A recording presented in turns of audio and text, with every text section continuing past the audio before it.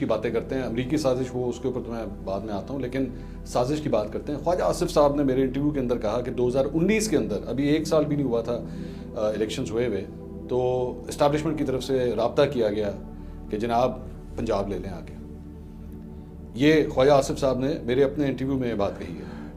یہ خواجہ صاحب نے اگر یہ بات کی ہے تو اس کا جواب تو وہی دے سکتے ہیں نا. آپ کی اور وہ کہہ رہے ملاقات ہوئی ہے پھر جا کے؟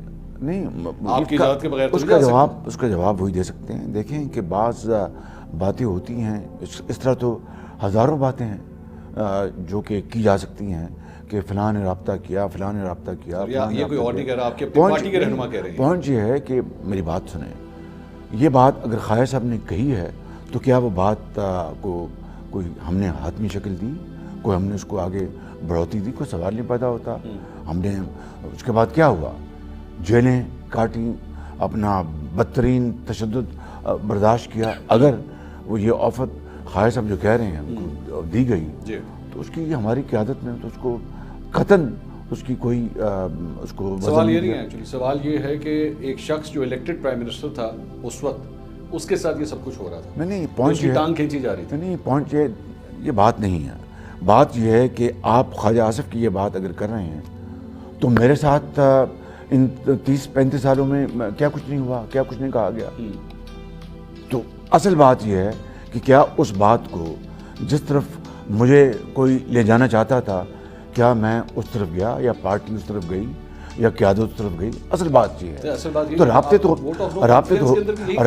آپ کا بھی ابھی چند دنوں پہلے آپ کا رابطہ ہوا، میں نے سنا آپ گئے میٹنگ میں اور آپ نے اپنا کوئی ویلاگ کی. میں آپ کو ریکویسٹ کروں کہ مجھے بھجوا دیں، میں بھی دیکھوں گا اس میں کیا بات، اس میں کیا بات ہے.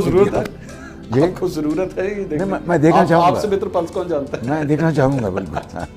لیکن شہباز صاحب، جو آپ کا ووٹ آف نو کانفیڈنس بھی تھا خان صاحب کے خلاف، اس کے اوپر بھی یہی کہا جاتا ہے کہ اسٹیبلشمنٹ نے بیسکلی. دیکھیے بات یہ ہے، میری بات یہ ذرا پلے باندھ لیں کہ vote of no confidence establishment لاکھ اس کی مخالفت کرتی ہو، اس کی حمایت کرتی ہو، وہ ان ووٹرز نے دینا تھا جو پارلیمان کے اندر ہیں.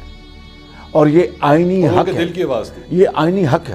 وہ دل کی آواز. مجھے ان پی ٹی آئی کے لوگوں نے کہا یقین کریں کہ ہم اس عمران خان نیازی کی حکومت سے تنگ آ گئے ہیں. یہ ہماری بےزتی کرتا ہے، ہماری پارٹی میں بات نہیں سنتا. یہ میں ان کے نام نہیں لینا چاہتا کیونکہ ظاہر ہے کہ انہوں نے مجھے یہ نہیں کہا کہ آپ کسی کو بتائیں گے نہیں. 10 لوگوں کے سامنے بات کی، لیکن مناسب نہیں لگتا کہ میں ان کے نام لوں. 1 سے زیادہ لوگوں نے کہا. اور پھر جو ان کی گورننس تھی جس سے تباہی ہو گئی ملک کی، معیشت کی، ہماری سماج کی، سیاست کی، ہمارے ویلیوز کی، اس کو پامال کیا گیا. تو ایک ہاؤس کی آواز تھی، ان کی آواز تھی کہ ہمیں اس ووٹ آف نو کانفیڈنس میں ہمیں یہ ضرور کہیں کہ اگر اسٹیبلشمنٹ شاید چاہتی کہ نہ ہو، وہ میں اس کے بارے میں کچھ نہیں کہہ سکتا. تو اگر یہ ہو گیا تو اس کا مطلب ہے کہ ایک کھلی اجازت تھی، انہوں نے اپنی ضمیر کی آواز پہ ووٹ دیا. جنرل باجوہ اس وقت آپ کے پاس آئے تھے، آپ موجود تھے میٹنگ میں، بلاول بھٹو موجود تھے، مولانا فضل الرحمان موجود تھے، اور یہ آفر لے کر آئے تھے کہ خان صاحب کہہ رہے ہیں آپ ووٹ آف نو کانفیڈنس واپس لے لیں، ہم الیکشنز کروا دیتے ہیں.